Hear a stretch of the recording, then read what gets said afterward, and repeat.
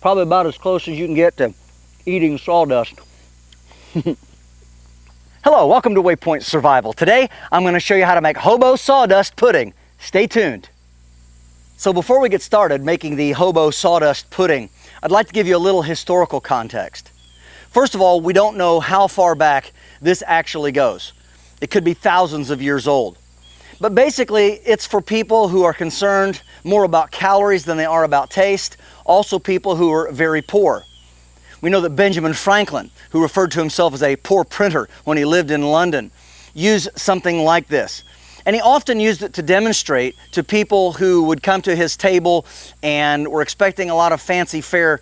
He used it to demonstrate that someone did not always need a lot of extravagant food to have a sharp and keen mind and to be sound of body. Benjamin Franklin, from an early age, he had read a book at the age of 16 by a man by the name of Thomas Tryon, who recommended a vegetarian diet. Now, Franklin wasn't always a vegetarian. He seemed to kind of go in and out of that depending on where he was and perhaps his mood at the time. But he did try for a while to abstain from eating meat and things like that and focused on potatoes and carrots and things like that, making some very simple meals that he could thrive on. And of course, being a frugal person that he was, he felt like it left him more money to buy books and scientific supplies, which he considered to be more important than food anyway, which of course sounds a lot like Franklin. To make the hobo sawdust pudding, you're going to need a few ingredients. Here we have the hobo haversack, and if you haven't seen the video on that, I would recommend checking that out. We've got a lot of videos about hobos on the channel. We just have it attached here to the outside. Just a simple aluminum pan. Aluminum was very common back in those days, and as long as you don't scrape it a whole lot, and you'll be fine, I think. So I'm going to take this off. Again, just fastened with a simple safety pin. We'll make sure we don't lose that, so keep that attached. As soon as you take it off, you want to put it back on. This is the kind of thing with its color and shape, you can lose it on the ground and you think it's a stick. All right, and opening up the main compartment, we're going to need some very simple items, as I said. One of the things that we need is we're going to need our tin cup. We're going to want a little bit of salt, because this is best carried in a wood or glass container. Keeps it from your other items, and of course salt can be very corrosive, so we'll set that down there. And then we're going to need some cornmeal. This is just plain yellow cornmeal in a nice little bag, and we can keep this inside the cup. And that travels very nicely like that. The last item that we're going to need is we need some water. And here we have a hot water bottle, and it's really nice and flat.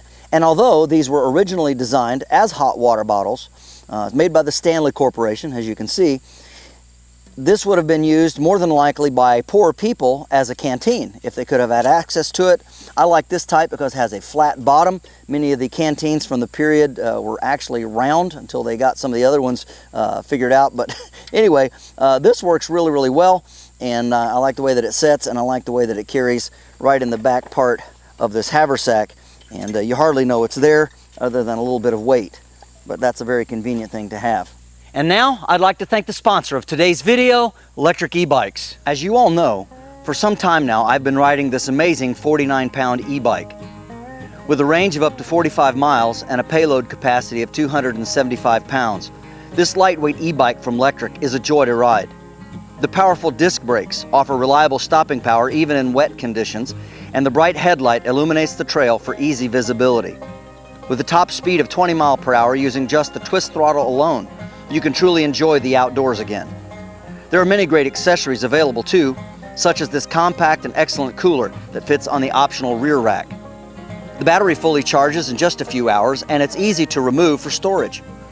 One of the things I really like is the Gates carbon belt drive. It's super quiet and won't get grease on you like a chain drive can. The color LCD screen is easy to scan at a glance to give you all the important information, and also has a USB port to charge your phone or other devices. It folds easy for transport and storage, and its comfortable ride will make you smile down the road.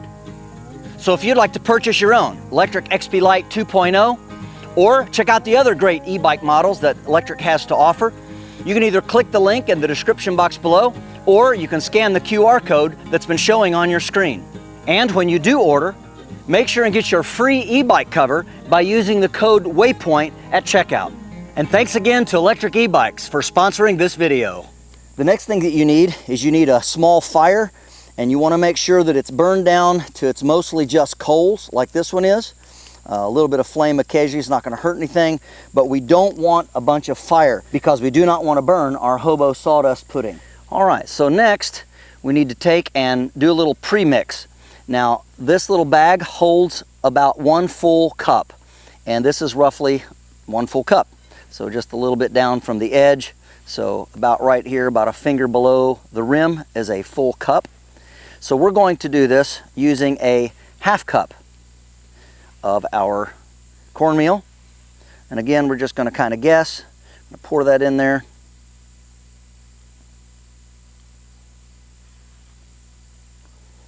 And that's about half, so roughly. And again, you can play around with this ratio a little bit, but that seems to work pretty good. The next thing we need to do is add a little bit of water to this. Now, not a whole lot, but we need to go ahead and stir this around so that we don't have a bunch of lumps, because that's going to obviously not work too well for us.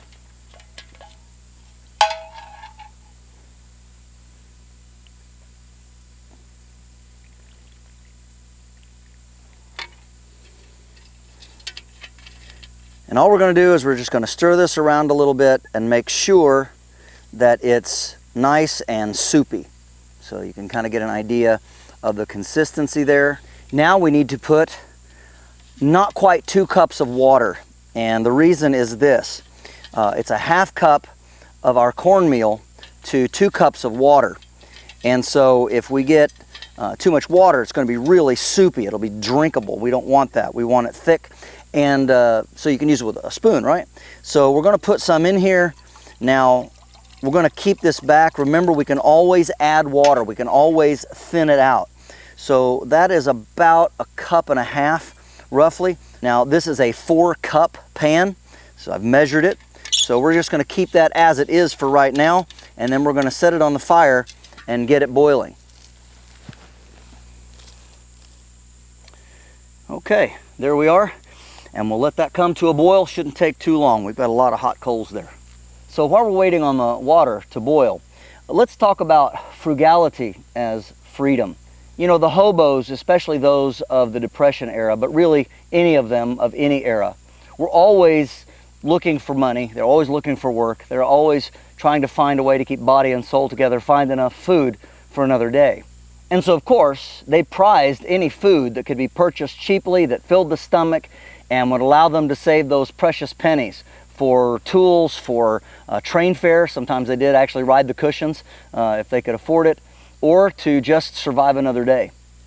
All right, we've got some bubbles going down here in the bottom, and that's plenty hot enough. It will continue to cook, of course. Now, we do have a glove. It's always a good idea when you're working around a fire. These metal handles tend to get really hot. Next, we're going to take our slurry. Make sure that it's stirred well so we don't have any lumps or anything like that. And then we're going to very carefully pour it in here and stir it. Stir all the while.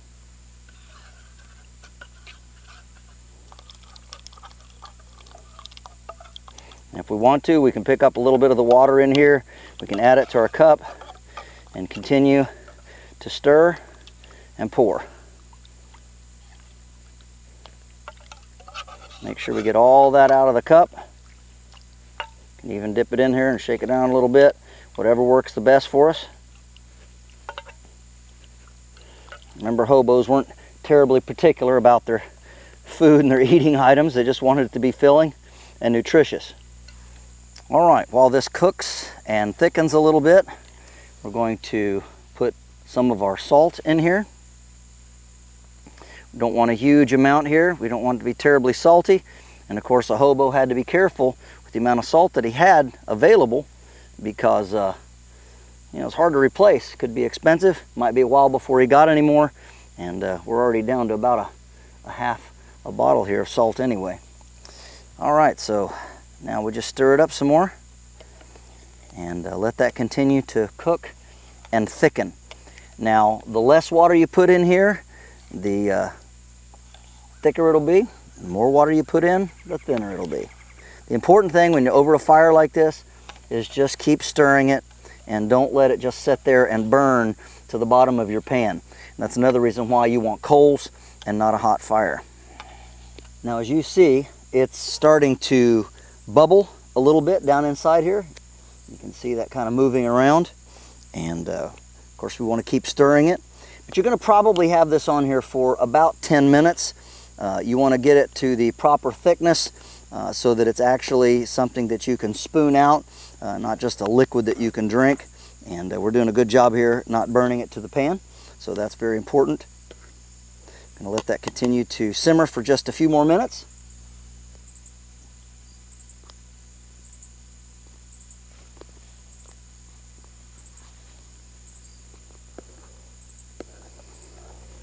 And that's looking pretty good.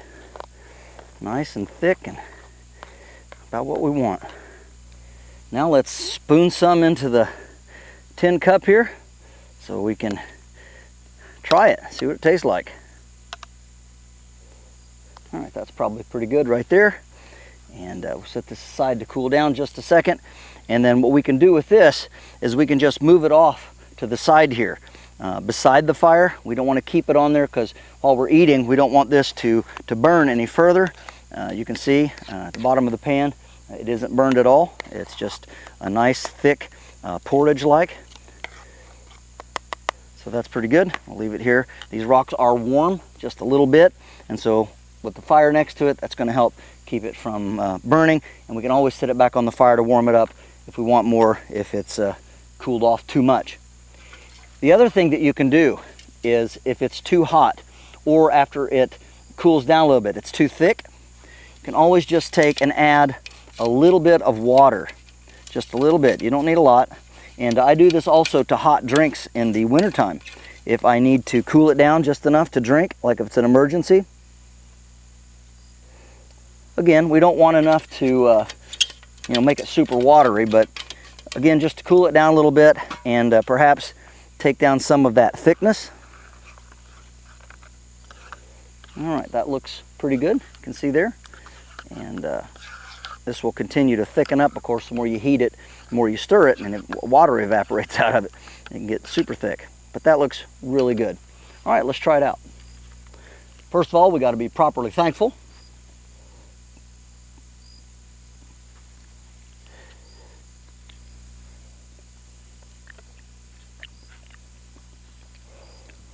Yeah, it's bland all right. Probably about as close as you can get to eating sawdust. Still, it actually doesn't taste that bad, and it would be very filling. Well, thank you so much for watching. I hope you liked this video on the Hobo Sawdust pudding. It's a simple meal, quite filling, easy to prepare, not much cleanup involved, and of course, definitely shelf stable.